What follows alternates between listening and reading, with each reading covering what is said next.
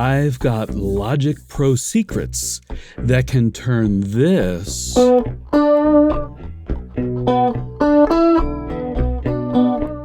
into this.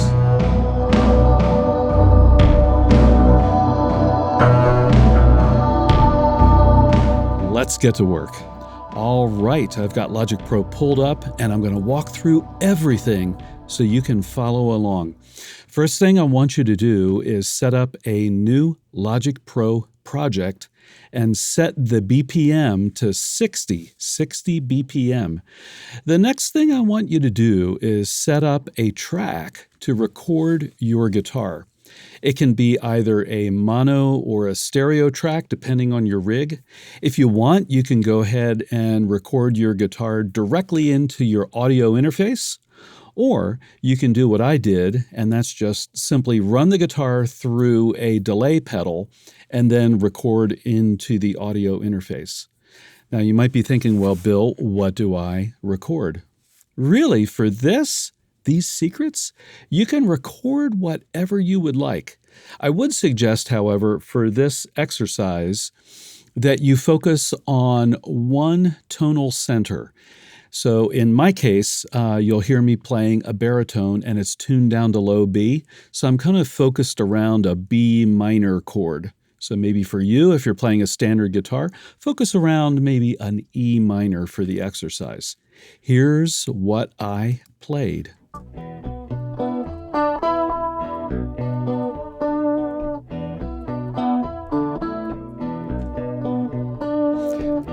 After you've got your recording set up in Logic Pro like I do, what I want you to do is add a plugin, a Logic Pro plugin called the Space Designer. If you've not used this before, it's a reverb plugin. It's an impulse response reverb plugin. Lots of cool capabilities. This is one of the secrets, by the way. I've got more than one, though, so don't go anywhere. What I want you to do is in the drop-down here where it says 7.0S space com on my configuration, I want you to drop that down and click on Load IR. And what you'll see here is that you're going to open up a folder with all of the impulse responses that come with the Space Designer. If you go into Warped Reverb and filter it or sort it by name, you will see an impulse response called Space Com, and it's got that 7.0 S in front of it. I want you to go ahead and select that. This is going to load an impulse response file into the plugin. You'll want to set pre-delay to 0 milliseconds. Length is 7.04 seconds. Leave the size at 100%. Next, I want you to set the dry level all the way down to mute. Set your wet level all the way up to 0 dB. The initial level is at 100%. The attack is at 704 milliseconds. That's that little angle here in the curve. And then we've got a long straight curve all the way down to the edge. Again, decay, this is going to be as long as we can go, 6.34 seconds. All right, you're getting ready to click away from the video because you haven't heard anything. I know that. Let's fix that, though. I'm going to go ahead and start playing the guitar part, and then I'll bring in the Space Designer. Here we go. Here comes the Space Designer.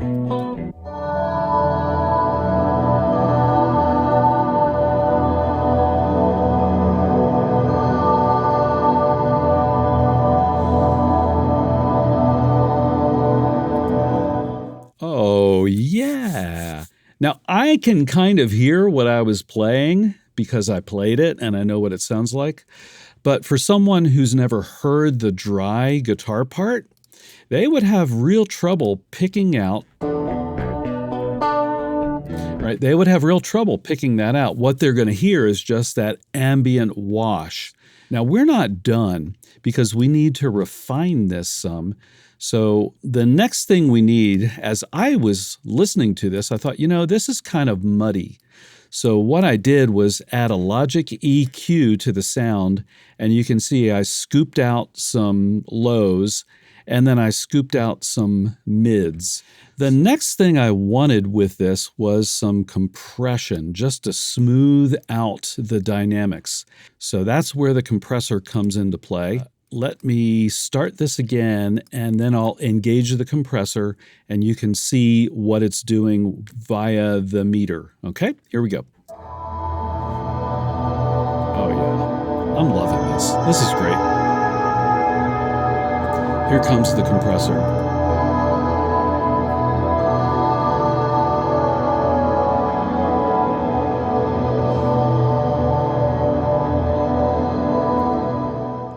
Okay, as you can see, there's not a ton of compression going on. What you'll want to do is adjust the threshold, which for me is negative 15 dB. You'll want to adjust that so the meter kind of reads between 0 and negative 5. If you start squishing further than that with a reverb, it starts making it pump pretty audibly, and maybe you'll think that's cool, but maybe you won't want that. Ratio you can adjust, makeup gain just to kind of level out the sound. And I added a little bit of the distortion of the compressor into the mix. So a little bit of soft clipping or soft overdrive, if you will. Let's listen to this again.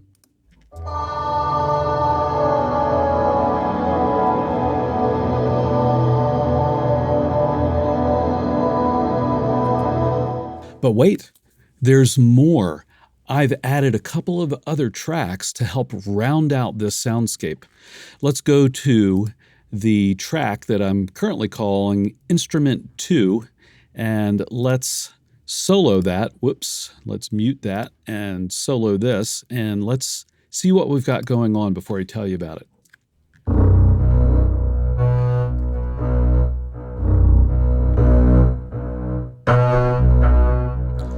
All right, so what I did here is I added an instrument track with the strings plugin. So it's the stock Logic Strings plugin.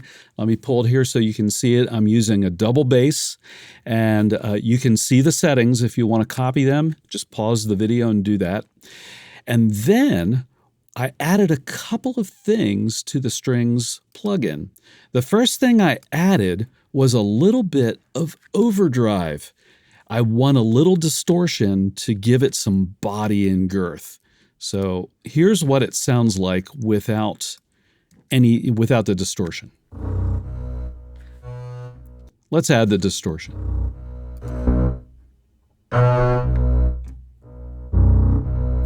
Yeah, much, much nicer. And I want to tell you a secret.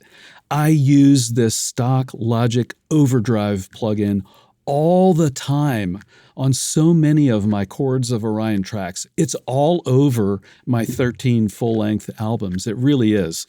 Next up, I added some compressor to the strings, and we can just kind of see what this is doing here.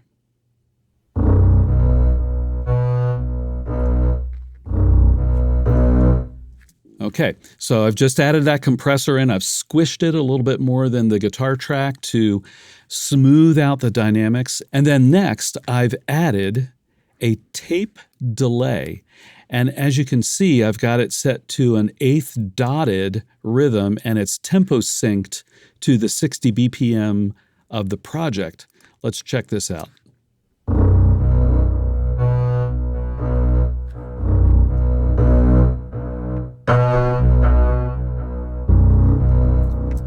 Yeah, I like that a lot. Now, I'm not going to go through all these in detail. Again, if you want to copy them, just pause the video and set your plugin accordingly. That sounds great. Now, you might be saying, well, Bill, where are all the notes coming from?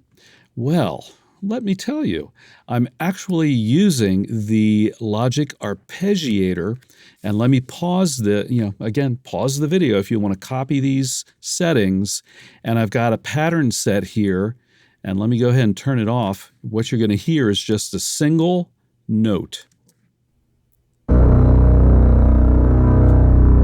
Now, let me add the arpeggiator. Here we go.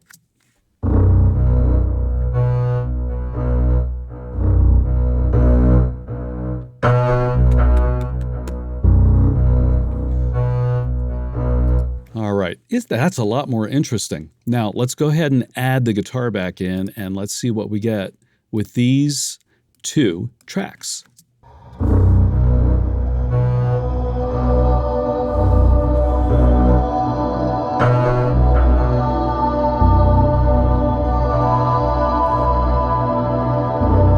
But wait, there's even more. I've added in a Logic drummer track for good measure. I really like the way it sounds. All right, let's check this out.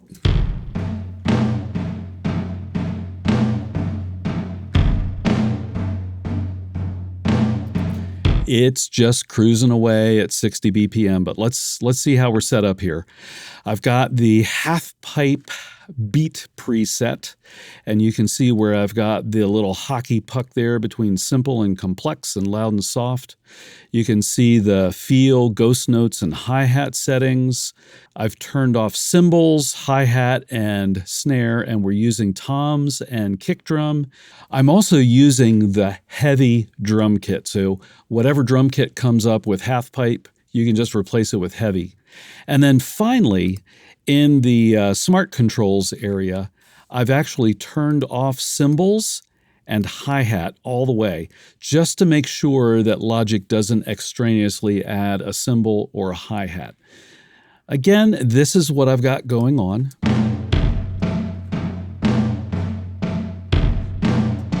Yeah, I like that a lot. And I've added in a little bit of EQ just to drop out a little bit of the mud at about 137 hertz.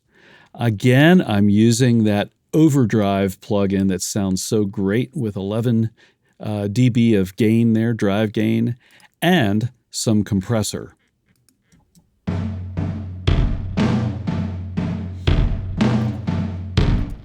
All right, I am ready to turn on all 3 tracks so that we can hear this soundscape in its full glory. Here we go.